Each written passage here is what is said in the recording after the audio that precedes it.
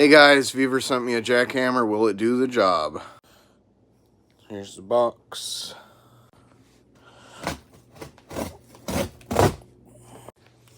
I like the case. It has nice little wheels so you can kind of roll it on into the job site. Guessing these are the bits. They're kind of heavy. I don't know why they're not in the case. Vevor.com. From the moment that I told him I needed a jackhammer, it took him 3 days to get it to my house. Comes with some gloves, instruction manual, shiny new jackhammer.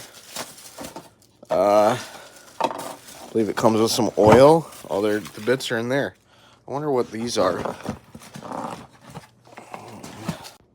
So I'm probably going to get a lot more use out of this than I thought. That was what was in this cardboard box, was that little shovel. But I give to you the Vevor jackhammer.